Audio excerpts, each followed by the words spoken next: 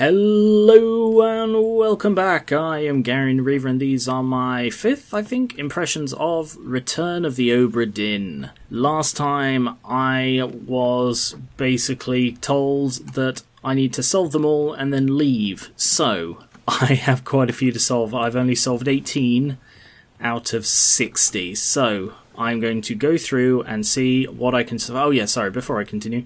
I've done, obviously, first through fourth impressions of this. They're linked in the description. Go check those out first, because this is continuing straight on with the plot from there. I reckon I was right about these two being the Peters brothers.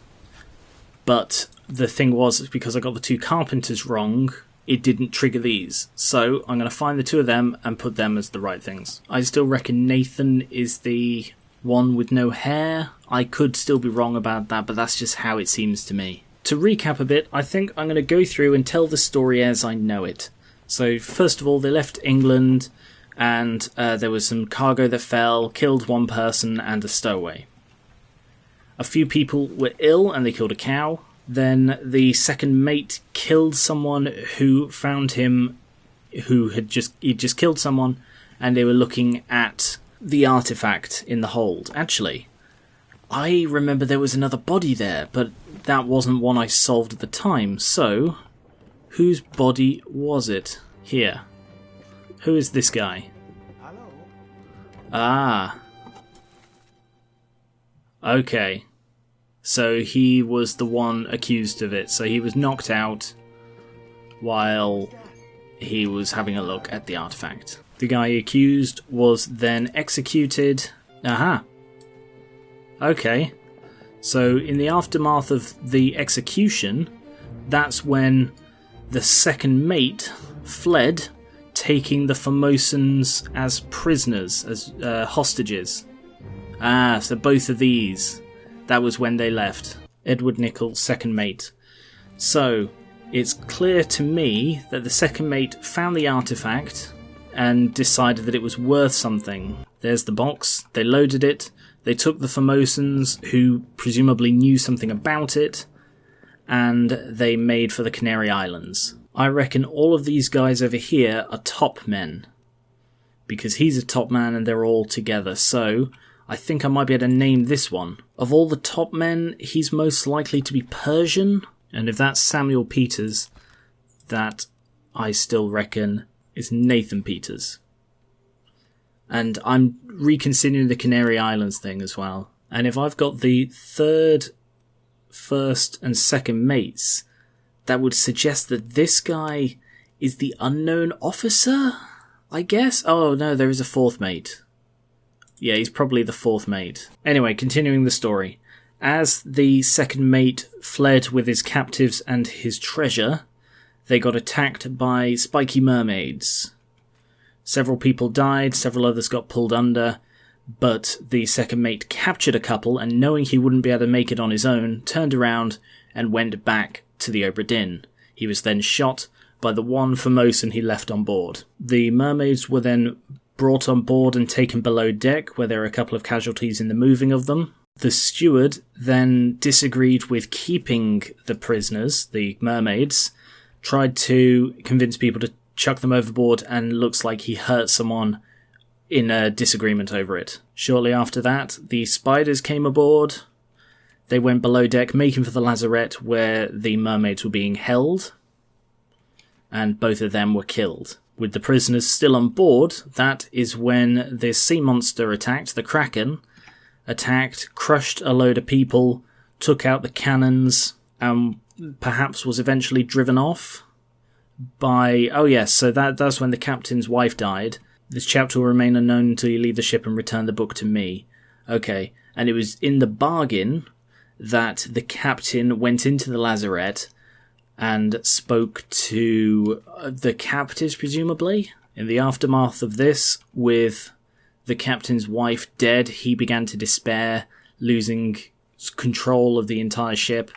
There was talk of mutiny, more people abandoned ship, and then that was when the remaining officers and a couple of seamen went to his office, his quarters, had a fight with him, trying to get the shells, which were the last valuable things which the captain said he'd thrown overboard, And then finally, the captain killed himself in his bedroom next to his dead wife.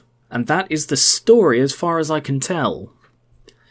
But I don't know how I'm supposed to name the people I haven't named. I reckon I can name the 2 female passengers in this one where Abigail died, because they're both over here, and they're only in 3 memories.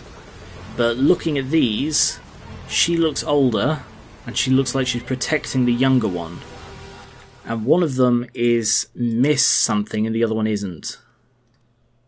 So there's Emily Jackson and Miss Jane Bird. So I reckon it's Emily Jackson and Miss Jane Bird. And it's quite a guess. Again, I was wrong with the Carpenters when I guessed who was senior. But I'm fairly confident about this one. I think I'm going to have to go over an hour with this one. I mean, I'm already halfway through an hour, and I've done very, very little because I say I've done very little. I'm going over all old memories, but there is just nothing to talk about. This guy, I'd say, got pulled under, so I'm going to say he drowned by a beast. One of these guys is Irish, because he said, checked and loaded them myself. So, what is there an Irish person doing? There's an Irish seaman, O'Hagan, who we do know is there, and there is also the second mate steward, who I think the second mate would want to take with him. Alright, so this guy has a distinctive accent. So I'm going to have to make a guess that he is... Well, it's not an Irish accent. No, I'm bad with accents. I'm now reconsidering, and I think that is O'Hagan. Because according to the transcript, that's the dead guy asking about O'Hagan, so he can't be O'Hagan. I'm finding this really difficult. I really feel so there isn't enough information. So I kind of think this is O'Hagan that he's talking to, but the problem is he would have surely seen him get stabbed. Let me just check his death again. Yeah, he's looking over as he gets hit, so he knows that he is not still breathing. He also probably saw him go under, so he must be talking to someone on this boat asking, are they still breathing? And I reckon it's this guy. What's more annoying is that you can't easily jump between memories. What would be nice is after you've seen them all, if you could then go, okay, this guy, he's in 9 memories. What's bookmark? Oh, I see. That like puts a mark of his memories. Okay. But yeah, if you could just easily hop between them without having to go and find the one specific corpse, like the ones out in here, you have to go between 4 or 5 just to find the right bloody one for the moment you need. And there's this stupid little bloody transition between each one, and it's very annoying. It doesn't make it easy to get a train of thought going. Alright, I'm going to make a guess. I'm going to say that this guy is O'Hagan, Patrick O'Hagan, Irish seaman, and he was drowned by a beast. That is my guess. Because you can see him being dragged under, he has no other obvious injuries, he had to have drowned. And here we have her being... Let's see what fits this best. It could be strangled, but it just is claws. I think it's clawed. She's clawed by a terrible beast. 3 more done, and I got the loose cargo achievement. So she was clawed, Samuel Peters was crushed, and he was clubbed. So now I know for certain that he is Nathan. And it's a bit stereotypical, but I don't know, he just looks more like a Nathan than a Samuel. Which means that this one can't be right, because I did that one before the Lim one, and... Unknown? No, because that means you just haven't put it in yet. Oh, at least there is confirmation that that was Claude. So I know that his cause of death is right, I just need to find out his identity. Didn't realise that before. And I'm fairly sure that this guy was shot by Nathan. Accidentally, but still. Right, this is the guy who died behind the wall. I'm trying to work out where he went. So he was there when the captain was brought on board. And he was also there when whatever happened to that guy happened. And then the spiders came down into the hold, one of them was set on fire, and then he died in the wall. Aha, here he is. So when that one spider was burned, he'd been spiked. And he crawled around here and made it all the way down to the end, where he was then shot to finish him off. Unless he was already... No, because that was the moment of his death when he got shot. So they burned one spider here, and then they went round here and shot him. Oh, which means it could have been him, rather than Nathan who shot him. Because here's Nathan coming down, but he doesn't have a gun. Whereas over here is a bald man who does have a gun. Yeah, it was definitely the bullet shot that finished him off. And this is definitely the second spider. Oh yeah, look, even in this one you can see that there is... where I thought it had come up through the floor, that is just the first dead spider. Ah! I might have an answer for who this guy is at last. So that's the gunner, and that's the armory they're in. So they're getting weapons, which means he should logically be the gunner's mate. Also, it can be deduced from him and what he's wearing that these two people are midshipmen. That doesn't really help a lot, but there are 3 midshipmen I've not identified. However, they are all English, or 2 of them are. No idea about the third. I guess it was inevitable I have to have another look at this one. Oh, that's how the fence got broken. Ha!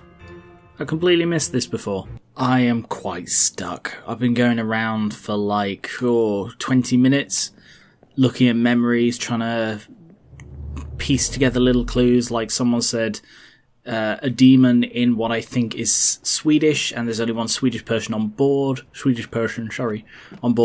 But he doesn't appear to be in that memory, so I'm having a lot of trouble with this. There are 3 unaccounted for Indian seamen, and I'm 100% certain it's these 3 here. But despite that one being a 1 deduction, and that one being a 3, and that one being a 2, I have absolutely no idea how to discern between them. Oh. 51, 54. Hang on. They're numbered. 54 is Saeed, which means 51. Okay. Right. I saw the numbers, but it didn't quite click. Okay, so the other ill guy is 51. To be honest, I didn't even see the numbers here before. So he definitely succumbed to an illness. 53 is empty, and that guy is in the other one. So he must be 52. Crushed by a terrible beast, which means you are 53. Nice, bitter cold complete. Oh, jeez, I've been at this so long. Crushed by falling cargo. Oh, so they counted the thing he was carrying that crushed his head. That counted as cargo. Whew. Okay. So now I go through and have a look at any of the ones that I thought were right that apparently are not right. Well, clearly, Nathan Peters, who I know that is not alive on the Canary Islands. I know he is elsewhere, but yeah. So he's definitely Peters, but I don't know where he is. And there are none others that I thought I had entirely right. So, let's have a look at some more numbers. Ah, that's why they've all got their bloody faces covered. Because otherwise it would be too easy. Ah, by process of elimination I can say who these guys are. These 3 are probably the 3 who would be in these ones. But I can't say more than that. Ooh, here's a little hint. Number 47 has a bag with a pipe, and I've definitely seen someone smoking a pipe in one of the other memories. So it's Alexei Toporov is the one with the pipe. So find the pipe, find the man. Well, there's a pipe. But I don't think he's one of the options, is he? No, he's not. Yeah, that guy's got a pipe, but he was not one of the 3 people. Oh. Oh. Okay. Alright. So I thought I was quite confident about him, but he was the one who had the pipe in the later scene, so he must be number 47. which means the question of who O'Hagan is up in the air again. So I reckon Alexei drowned by Beast. But that is a bit of a guess. Oh, here's another little hint. The person in number 37 has a tattoo of a lady on their right arm. Number 37 is Timothy, I'm just going to call him Scottish Topman.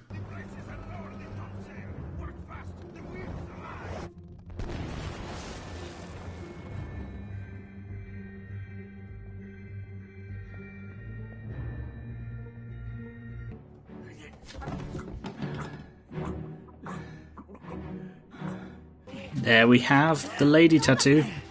This guy is number 37. Timothy, Scottish, shot by him. That's now 2 that I'm very confident about, so I'm going to take a guess on where he's alive. No, okay. Worth a try. I thought he could either be in the Canaries or he could be there. I'll try the Canaries again, no. Worth a try. He's distinctive, and this might be racial stereotyping, but is that him? It is. I thought there's no one else with tattoos like that. So he was shot, he was torn apart, and he was drowned. And it's good to know that drowned is the correct thing as well. Alright, I just came from editing the rest of this, and I was going to leave it there, but it's only like 15 minutes, which is a bit short for one of these impressions, so I'm going to go a bit longer. I've already gone like for an hour and a half, which is much longer than I normally go, but anyways, because I'm cutting out so much. And I did just want to address something, because I noticed it during the editing. Because I'm cutting out such large sections and then some, like, finding the answers, it looks like I'm just coming up with the answers out of nowhere, guessing them randomly, or worse yet, looking it up. But I assure you that that is definitely not what is happening.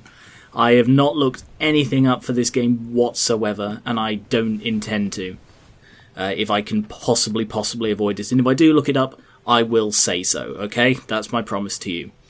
And the way I'm working this out, I thought I'd quickly explain it. I've cut a lot of this stuff because it's boring. It's like there's nothing visually interesting to look at. But you can click Bookmark Memories, and it then puts this little mark at the top, so you can easily find any memory like here that person is part of. So I've been using that to try and track down the people. So what I do is, like, I go to, say, this, and when I was trying to work out which top man it was, this isn't a very good picture for it, one like this, I'd go, okay, which ones is this guy in? And then I go look at every single one that this guy appears in for clues as to who he is. And that's how I managed to find the one with the tattoo. I went through the top men one by one until I found... like the ones who I suspected to be in top men one by one until I found the one with the arm tattoo. And that's how I'm doing this. I'm getting a single clue. Speaking of which, I'm going to go back to where everyone's sleeping and look for more clues. Because I still reckon this is my best bet at finding clues. I'm wondering if stuff like the shoes they wear are relevant. So I'm going to keep an eye out for shoes with 3... lace holes on the left. That might be like a midshipman thing, and seamen don't wear that. I'm not entirely sure. At the moment, I don't have a lot of clues. It seems like the butcher was helped by 3 midshipmen in the killing of the cow. Ah, an axe. Now I guess I look through this guy's memories to find any other time he has an axe. So bookmark that. I also have a look at the memories on the map so I can sort of track his movements. So he died in the Escape Part 6. He was knifed during the whole mutiny thing. Tell Pete's mother I tried my best to pull him back to save him. Who's Pete? Peter Milroy. So Peter Milroy is dead at this point. This could be Peter Milroy. He's the first midshipman I found that's died. There is an unknown midshipman who died, but he disappeared, so that means he probably got away, which means I can be fairly safe in saying that this guy who got killed by an explosion is Peter Milroy, midshipman. And here's confirmation of that. There's the guy I think is Peter, and here's the guy who said he tried to pull him back, so that is definitely Peter Milroy or whatever it was. And further confirmation that this guy is the gunner's mate. He's carrying stuff. Then again, no, he can't be the gunner because I've confirmed the gunners. And there is him falling overboard. So it's possible that he drowned? I'm fairly sure I've got his name. So if I put drowned... Oh.